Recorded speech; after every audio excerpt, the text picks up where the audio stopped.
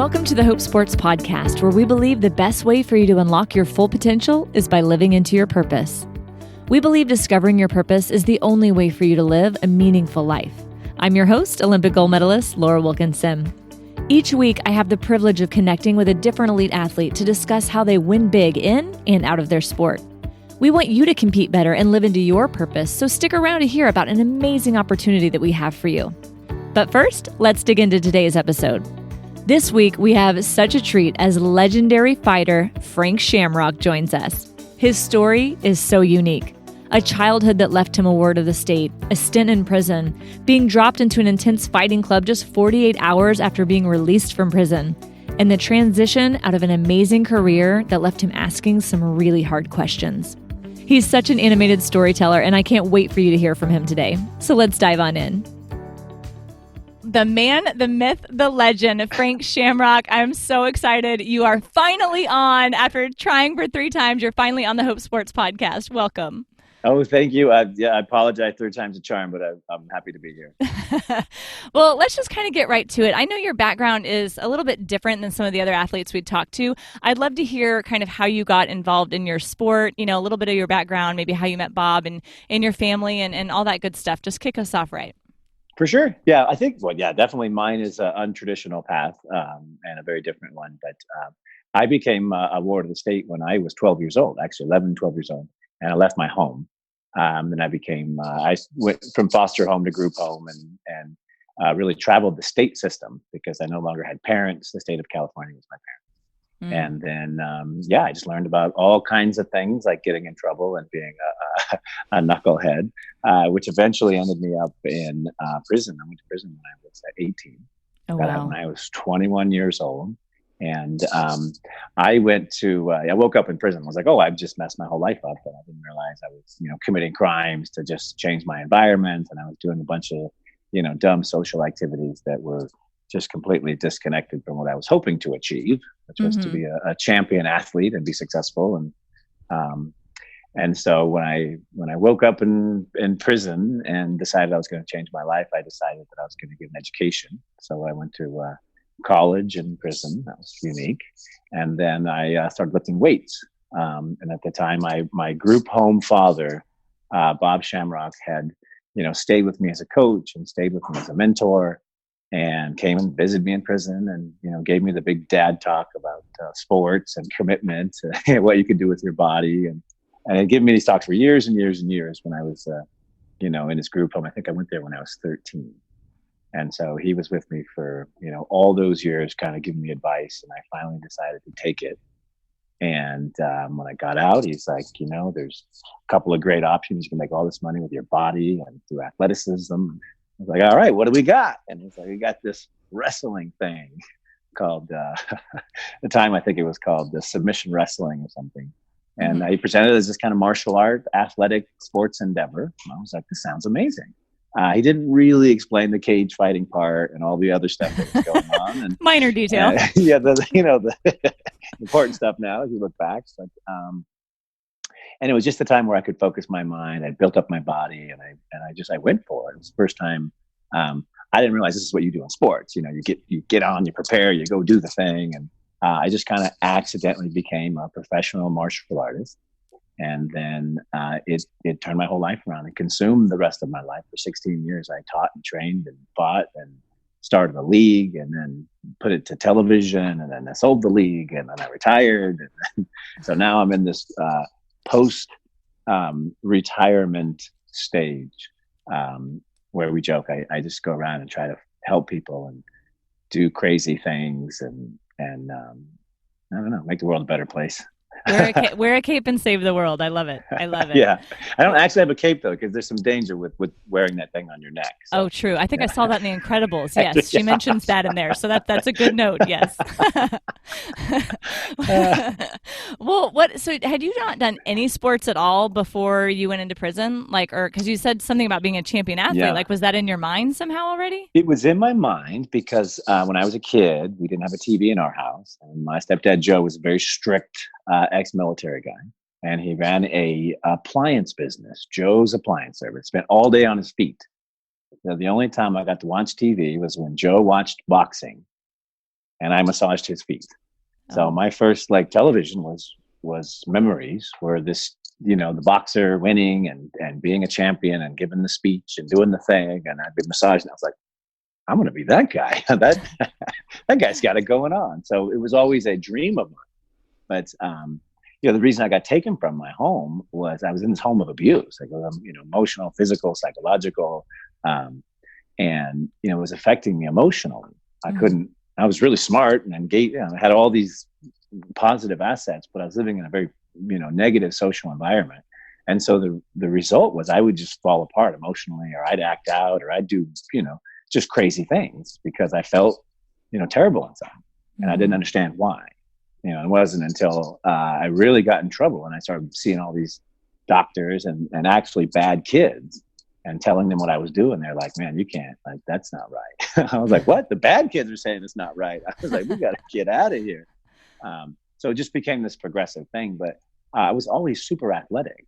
And I was always like, when I was 13, I was shredded. And I could tell there was something different about me. And so could my adopted dad, Bob. He couldn't have kids and he wanted, a super athlete. And he was like, wow, this kid's a super, he didn't even know he's a super athlete. So he always just encouraged me and presented sports as something you could do, like a vehicle. He's like, you don't understand. I'm like, you can make money. I was like, really? Like, what am I going to do? It's like, yeah, you're going to like wrestle people down. Well, I didn't know I was going to beat people up, but it worked out. Well, so what was that beginning like then? I mean, did you start training with your foster brother Ken right away, or how did that? Yeah, take me through that like beginning process when you're starting to discover what exactly this is. Terrifying experience, because I was in prison. I wasn't watching pay-per-views or seeing this new emerging sport, which was the Ultimate Fighting Championship. So I didn't know all this stuff was going on. I was in my own little world of doing time and learning stuff and building my body up. So I didn't even know what it was. I didn't know you could tap. I didn't know anything. And right out of a movie, my dad was like, drove me to the dojo and like gave me the pep talk. Don't ever give up. Don't show them you're scared. I'm like, okay, this is, okay. And I walked in there and the tryout's insane because you do 500 squats, 500 sit-ups, 500 push-ups, 500 leg lifts, which takes about an hour or more.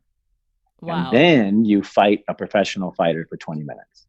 And if you survive... And you've never fought before. No. And if you survive and you don't quit, if you don't run out the door, and I've seen the biggest, strongest grown, world the biggest men in the world run out that door broken. You don't run out the door and you don't quit, you're automatically on the team and you automatically become a fighter. And so I went through that my second day out of prison, and they just it was my brother, because Ken didn't like me and he didn't want me there, and I was a screw up my whole life. So he remembered the Frank that went to prison and was like, this guy's a screw up. I'm going to beat the hell out of him. And so he did. Oh my God. But you didn't run out the door, I guess. I didn't run out the door. I didn't know you. To be true, because I didn't know you could run out the door at the time. Someone told me that was an option. I probably would have ran out the door. But I did remember what my dad told me, that I couldn't, he'd always steered me right, and he'd always give me good advice. I mean, I'm in prison, like lifting weights going, this is going to go somewhere. I had no real understanding of what I was going to do with it all. But every day I would, okay, well, here's the thing, we got to build and be stronger and smarter and like figure this thing out, because I screwed it all up.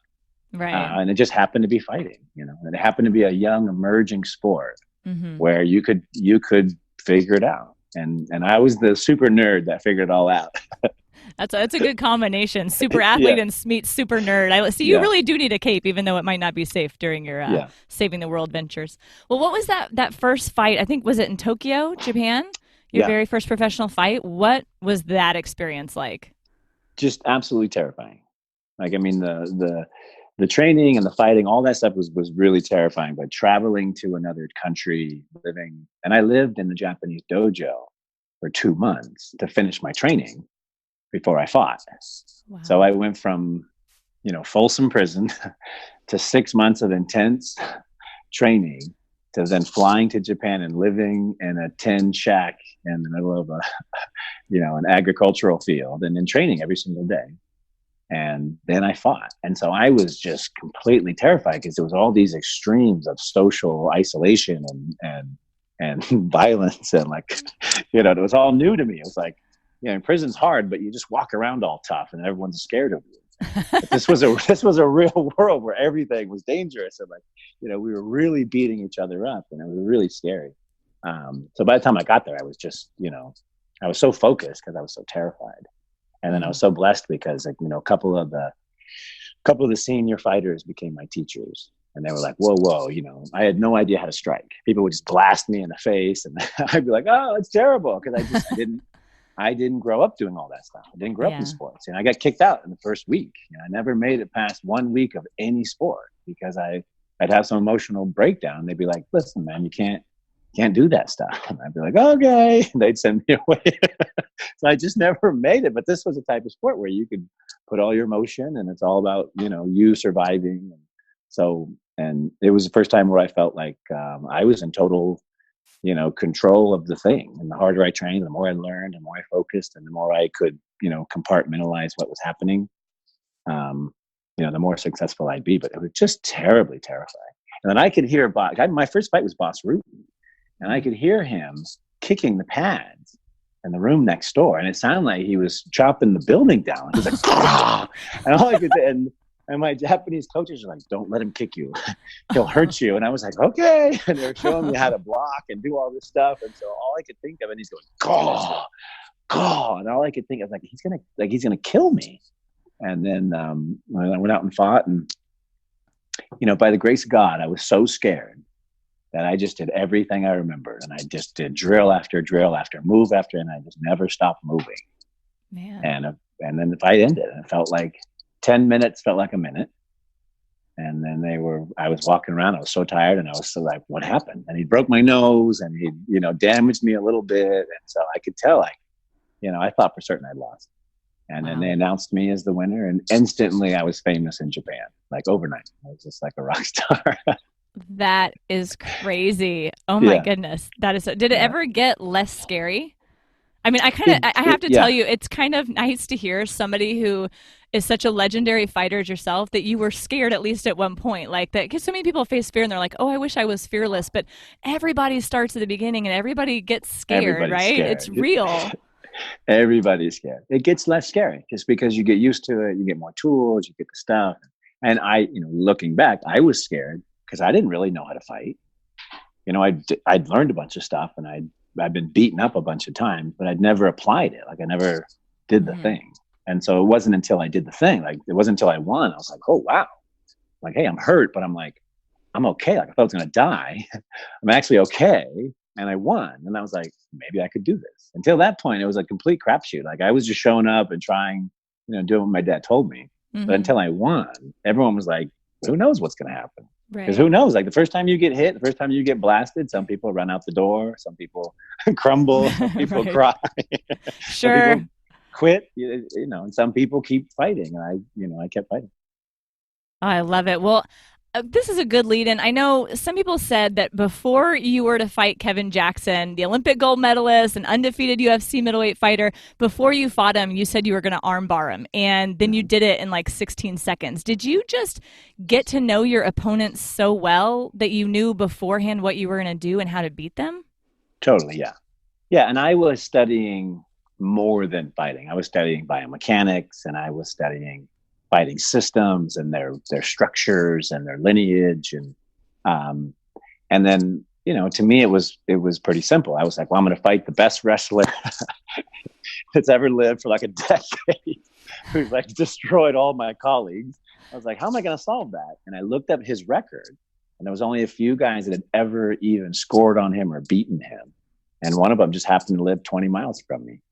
And I called him up and said, man, here's my thing. And he goes, I love that guy, but he's good. And then so I started learning wrestling. And that's when I started understanding the missing pieces of mixed martial arts is that, wrestling has all these rules.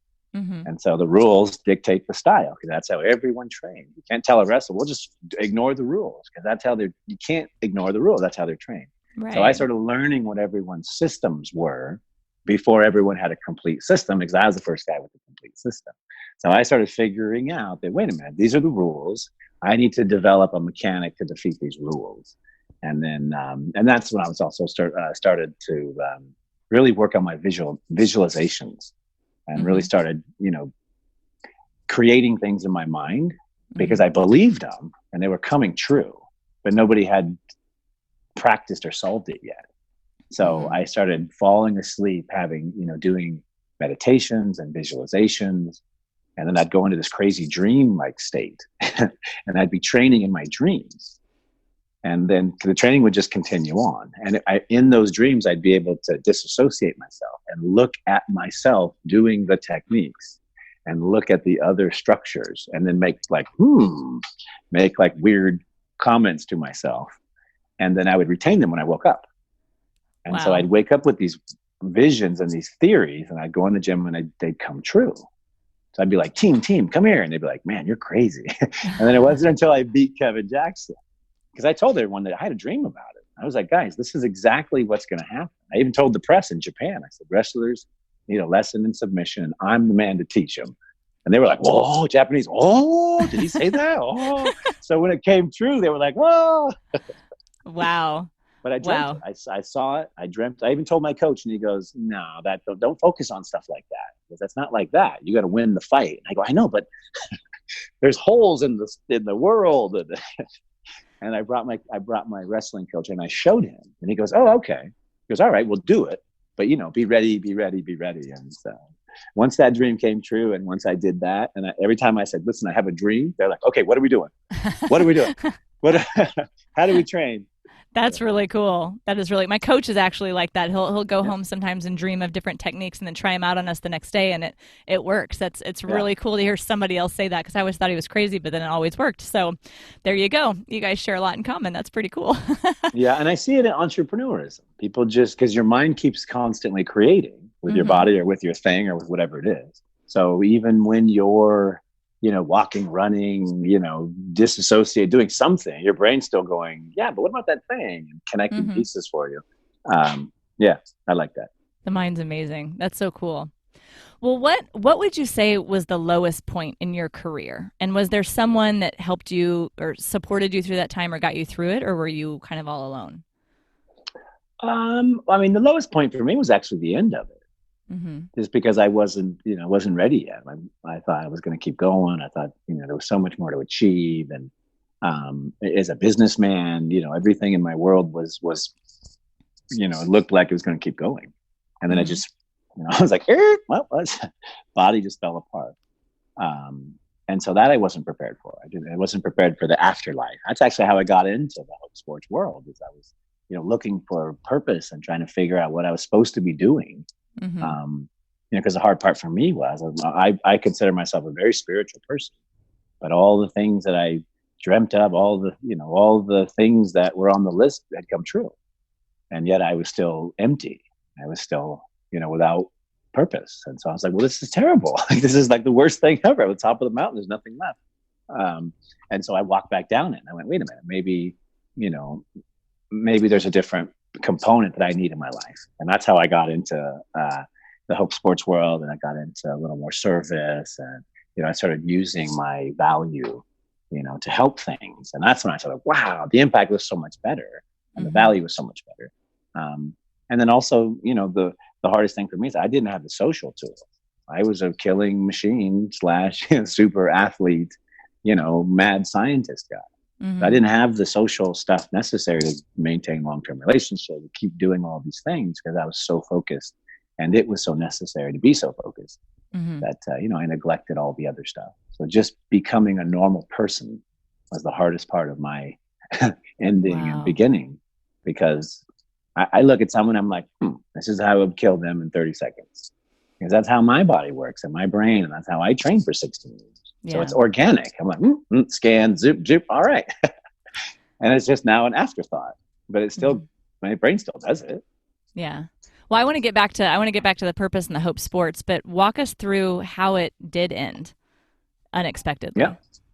Well, I did my last fight. I fought Nick Diaz on Showtime. And the previous 2 fights, I just kept getting hurt. Before I'd get hurt, but I'd be fine. Like, it's, minor stuff. You're always hurt. But I broke my arm. I blew out my knee, like all my tendons of my left knee. And it was like fight after fight. And I'm the main event. I'm the league owner. I'm the broadcaster. And so the stress and the risk and everything just got really big. And yet I was still trying to perform at the highest level. And my body, everything just couldn't take it. And so by my last fight, I was fighting one of the top guys in the world. Nick Diaz is, multiple weight champion and a superstar. And I knew it was a huge test. And 3 weeks out, the injury started compounding and I couldn't perform. And when I went out, I was like, I can do this. And I've always done it. I've always done it, right? I've always been, yes. And then I did it and nothing happened. And then I did my secret, flip the switch again and nothing happened. And then he's beat the heck out of me. And I was like, wow. And then I felt it. I was like, I'm not the best anymore. That was my moment. I was like, wow, he's the best. And even when I was at my best, I was like, I'm not sure I'd be able to beat this guy. And that was just a big moment for me because I was like, I want to be the best. And once I realized I couldn't, then I was like, well, maybe I'll be second best. Maybe that will fulfill me. No. So I even went back to camp and I tried again to see, hey, maybe I'm just, maybe I'm unhealthy. Maybe I'm unstructured. And then I tried to ramp it up and that was it. And so I went, well, if I can't be the best, then I don't want to go do it. It's too dangerous. Well, so how did you said you felt that real lack of purpose and that lack of value. You felt very isolated. Like, how did you discover Hope Sports and how did you start to find that value and fill that purpose in your life? Well, I started a charity. I kind of took what my dad had taught me, Bob Shamrock. He had passed and I was kind of mourning him during this time and realizing he was my mentor. Like he was guiding me through this journey and then he disappeared, he died. And so I was like, I wanted to add more of his legacy to my life because he's brought me, he got me here. He's the one that he's a stranger who loved me, who brought me here. And that was always super powerful to me. So I wanted to create an organization where we could just share that message and help people like he did. I mean, he's a stranger. And so through that charity, I started getting connected with different groups. And I was like, what do you guys do? And they're like, well, we build bikes and we give bikes to kids. And I was like, that's amazing. So I'd build bikes for a quarter, we put all of our efforts in these different community charity events. And then one of them, Guy East, he kept calling me. He's like, listen, I'm doing this thing. And he was telling me the story. And I go, dude, I love your story. I go, but I'm retired. Literally, I'm really retired. Like I went from training, 6 days a week for 16 years and doing nothing to I don't do anything. I'm with my family and I'm so happy. And I'm lacking purpose. He goes, man, I got this home build. And he goes let me tell you what I'm trying to do. And he tells me about it. And I go, dude, that sounds super powerful. And at the time I was trying to reconnect with my son and he's super handy and can build stuff. And I was like, man, I would love to support you and bring my son and experience this thing. And he's like, do it. So, took another year and then, and then we finally did it. And then it's just been mind blowing, the impact and the experience. And I've gone back and brought my daughter, the following year. And then I brought a bunch of friends and, I just love the whole, the experience of it. To me, it's like a personal experience, and everyone's is different. Everybody's impacted differently. But I grew up, in the welfare line, and I grew up, eating out of trash cans because I was hungry and I was a super athlete and going, there's not enough food, and I know what that's like. So to make an impact like that and to change, people's lives with a home, and it's just so powerful. It is. And for those of you who don't know what the Hope Sports and the Hope Sports builds are, you basically can go to Mexico or another country for a weekend. You build a house for a family in need over a weekend. It's amazing. And you don't have to have any skills. They show you how to do it. I can't build anything. No, me neither. But I could paint. That was about it. But I put on a roof. I did all this stuff. And I was like, wow, we just built a house in 2 days for a family and it changes their lives forever and it impacts your life forever, for sure. So awesome. At Hope Sports, we know that you want sport to be fun, but in order to do that, you need to compete with freedom. The problem is, you believe that everything hinges on your score, performance, or medal count. But we believe that athletes should be able to experience joy regardless of their win-loss record. Because sport is more about the process of who you're becoming than the end result. We understand what it's like when the pressure to perform exceeds the passion for the game, which is why hundreds of athletes rediscovered their love for the game with Hope Sports. We have a workshop coming up November 15th through 17th in San Diego, California, and you do not want to miss it. It's so easy to get involved. Go to hopesports.org, sign up for the November workshop, and win like never before. So sign up today and come figure out what you've been missing. It could be the key you need to find success in your career. Well, so to switch gears a little bit, what would you say was the highest point of your career? Maybe whether you think it's your most memorable or the one that was most fulfilling for you, whether it was in the ring, in the cage, or outside of that. Like, what has been your high point? That's a tough one because I was so, there were so many levels, in my career that needed to be achieved to achieve what I wanted, which was to make this a national sport and be on national television. And so that was like, once I got going, I was like, oh, okay, well, that's the goal, because being a champion's not, that's not helping. It's helped me, but it's not helping the sport, because I fell in love with the sport.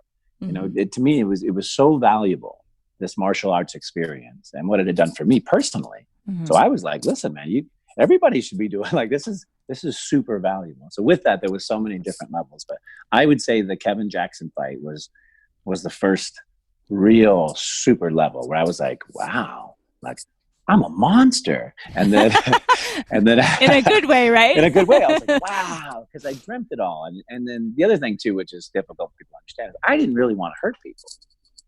Like, I felt bad. It took me a long time because I came from abuse. I came from a hurt human being. And I was like, I don't want to really hurt. I want to be the best and not hurt people. So I'd come up with these crazy, physical things. And, I would look for things that I'd win, but I wouldn't hurt them. Mm-hmm. And so that was a big thing for me. And so I was like, because I was like this crazy superhero, I thought. But when I fought Tito Ortiz was the next level. And that was my, the guy was 30 pounds heavier. And it was impossible. It was like Rocky. It was just, everything was impossible. And then to add on top of that, I was like, I finally realized my value, and I finally realized what was going on. And I was like, I could be a superstar, and I could, really change things if I were in control of myself, my thing. Mm-hmm. And so not only did I fight Tito, but I also retired on live pay-per-view to get out of my contract and become a free agent. So that night had all this, stuff on it that if I succeeded, it would be extraordinary. And if I lost, well, I would just fall back a few steps and that would be it. And that hadn't really been done before, right? Like, wasn't getting out of contracts were hard. Yeah. Yeah. No, I was the first open free agent that could go out and work the marketplace. And that's how I became so successful, as I was able to go to all the leagues, take their belts and wrap everything up and be like, all right, now what do you want to do? That's so cool. Well, I love that part of your goal was like, you were driven to be a champion, but then there was so much more. Like, you wanted to change the whole sport. I mean, I think that's awesome. Michael Phelps has said that too, that he wanted to change the entire sport of swimming, and I think that's cool when you have a purpose beyond yourself. It can really drive you even farther, than maybe what your goals originally were, right? Yeah, totally. Because I thought being a champion was it. Mm-hmm. And then I did that and I was like, yay, we're all done. And I'm like, oh gosh, well, there's so much more work to do. But it was that purpose that gave me so much passion. Like, that was what, through cage fighting is a really tough career, especially when it's emerging. Because there's no, there'd be no rules. There'd be it's just there terrible. Were no rules at the beginning, right? Yeah, I'd fight giant guys. I'd be like, what is this? This is horrible. Someone's going to die. So to go through that stress and then to have such a passion purpose is great. But then to have that taken away, that was the hard part. So all of a sudden I woke up and I was like, well, what do I do? Like, there's nothing to do, and I think a certain way, everything is been crafted to believe and provide, to produce, and perform, and then all of a sudden there's zero. So that was the hardest thing for me. But through spirituality and God bless my family and my friends, because they, a lot of them as athletes, we all go through the same thing. We all have the exact same experience. We're like, oh well, what do we do? Well, dang it! I just put all my focus and everything's built on this belief and performance and idea and energy and everything comes from that. And then suddenly it's, gone. Mm-hmm. It's hard. It's a hard transition. I agree. Yeah. I've been there. Totally been there. Well, what would you say is because we've established that you need a cape for what you're doing, but what is your greatest, your greatest talent outside of fighting? Oh, I can fix things. You can fix things. I can fix things. Not anymore with my hand. It used to be with my hands. Now I can just fix things. I can just fix things. Bodies, businesses, social structures, teaching components. Wow. For some reason, I think it was all the martial arts teaching for all the years and just learning how people learn and assimilate information and how their bodies, how all that connects. Mm-hmm. But yeah, I have, I just had a client who's like, I've been in pain for 8 years and my whole body's deteriorating. It's just falling apart. It's uber successfully, top of the mountain. And he's like, I'm so unhappy. And I'm like, well, let me help you. And for 6 years, he's been, well, okay, yeah, I'll call you. So he finally calls me. Within 2 weeks, the pain's gone. His whole body's fixed. He's back to normal. He's got a trainer, his nutrition. He's like gained 7 pounds. And he's looking at me and he's like, what was I doing? I go, I don't know. What were you doing? Like, why wouldn't you just call me and I could fix that for you? Because I know enough about the human body where, I'm not doing it. I know enough where we can find enough pieces, to fix and make it better. And I do the same for businesses. People call me like, oh, I got this $10 million business and we're not making money. And I go, whoa, hold on. Let me look at your business. Oh, well, here's your problems. And they're like, what, how do you know? They're like, I don't know. But I took a whole business management and asset development product lifestyle course at the end of my career because I was like, well, I got all this money and fame and resources and assets. And I was like, I have no idea what to do with it all. Mm-hmm. So I went and learned all this business structure. And now I realized that it's all pretty much the same. And you just build machines. And so that's how my brain works. Very mechanical, very scientific.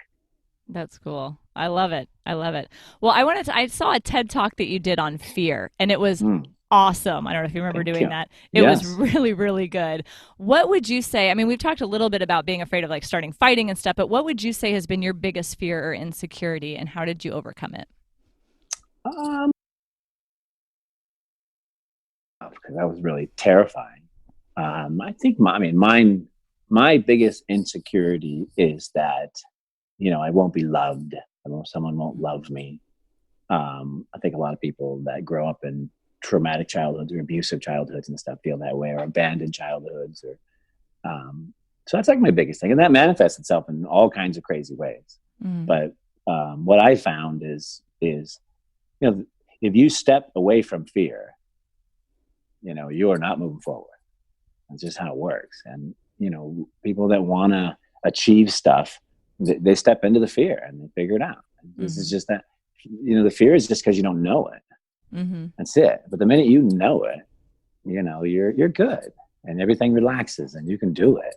But you have to take that step. And, we're conditioned because it's a survival mechanism. We're conditioned to step back, evaluate, do this and do that. The problem is we get to reevaluating and reassessing and reorganizing and repositioning and not ever doing anything, and we right? never step forward. Yeah. And then we go, well, there's a fear I have, but we're building all these fears. We're reinforcing, we're placing those bricks. And that was I stared at a lot of brick walls, usually because I would put myself there. But that's really what fear is. You're literally building it yourself. But the minute you step forward and you say, hey man, I am so afraid of this. How you guys doing? It just, it drops. And then, and then you can start figuring it out. Yeah, I totally agree. You got to look it in the face and start dealing with it. Yeah, it is what it is. And evaluate it, because if it's a real fear, then, hey, let's address that and don't go near the cliff. But if it's, if it's the spiders in my shoes, then, maybe that's something we can deal with. That's a good comparison. I like it. Yeah. I like it.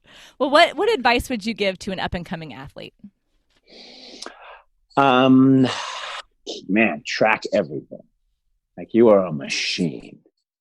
Like, that's the biggest thing I found was once I woke up and I went, and I started writing it all down and just realizing what my personal physical abilities, limits, needs, whatever were, man, it just helped everything.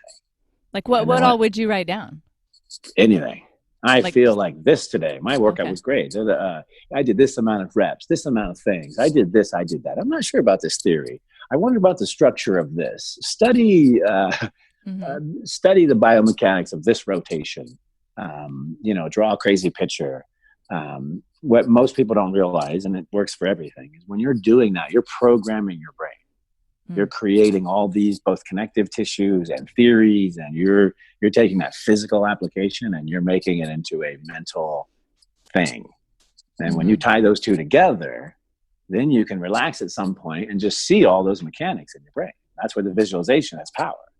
Is you've put those images there when you have done the work, and your brain goes, oh yeah, I remember last time. And it just makes you so much more connected to what is happening with you. And it's counterproductive to where we do in larger sports, because usually you're like, all right, coach, tell me what to do. I'm doing it. Right. And the problem with that is then I don't know when I got hurt, and I don't know how I felt yesterday or the day before or this or that. And my coach doesn't, because he got 50 guys and he's doing his thing. And so what I learned through martial arts and my study is, and I do it with everything. If we were doing business, I'd be writing this down, drawing pictures, and how are we going to connect this and make this thing work and do it. And the same with a mechanical or physical need for a sport or otherwise. That's how. I like that. That's great advice. Great advice. Right. Oh, and get a mentor. You have to have a coach. So I'm absolutely not discounting coaches, because everything is about what your coach knows, and because you're seeking that knowledge. So you have to have a coach, have to have a mentor. But would you say for a mentor to be like another more experienced athlete then, or another coach type figure? Whoever has the knowledge you need to get and has the desire to give it to you. That's a good coach. That's all you need. And who is encouraging your process. But anybody can be a good coach for anything, as long as they have the information you need, or they believe that you can achieve it. That's really the basis. But you have to believe, like, it all goes back to you. And when you're writing those writings and you're writing, oh, I totally believe this, and this is going to happen. That's when your coach goes, wow, this young person believes, and we're going to achieve this with my coaching. That's cool. Love that. Well, if you were to look back at the end of your life, what would you want to be remembered for? Ooh, my very unique cape. No, we're going to work on that. Yeah. I'll have a little cape tattoo. No, I want to, for me, I didn't know what to do in my life, and I was not a good person, by whatever circumstance, social, whatever. I didn't do good things. And then I met a very kind man who lived a certain way, and he taught me that way, and he taught me how to be a good person.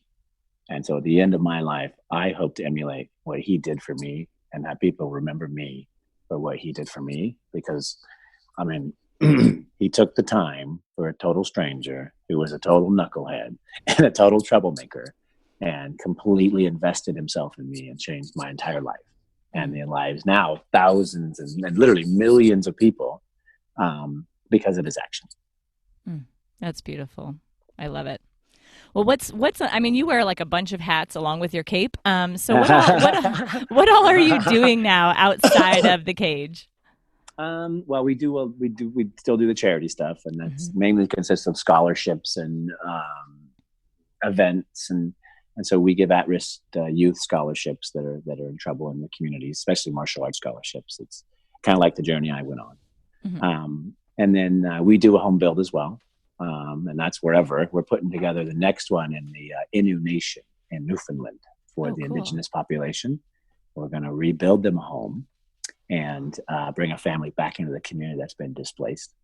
And their entire tribe is only about 1,100 people. Wow. And then, ironically, I've been attached to a new product that is for depression and insomnia. And it's a brain product. It's a wearable, and it puts electricity into your brain. Wow. Fantastic results for PTSD and depression. We're using it now and testing it on bipolar. Wow. And we have a new product coming to market for insomnia that we've been testing as well. Man. I don't know. They call me and I'm That's awesome. let's figure it out. I don't know. What's the problem? That is so cool. Well, where can we find the Shamrock Way online? Where can we kind of keep up with your adventures? Where's the best place for us to go keep track of you? Well, best place is Instagram, actually, at Frank Shamrock. I'm at Frank Shamrock everywhere on social media, and you can find me at frankshamrock.com. And our charity is shamrockway.org. And we're actually looking for people if they want to go to Newfoundland, because what I want to do is make it, I want to bring mentors, because their community, these people, you are 8 hours by snowmobile if the airplanes can't fly. Wow. It's so isolated. There's no cell service. There's no running water. It is completely isolated.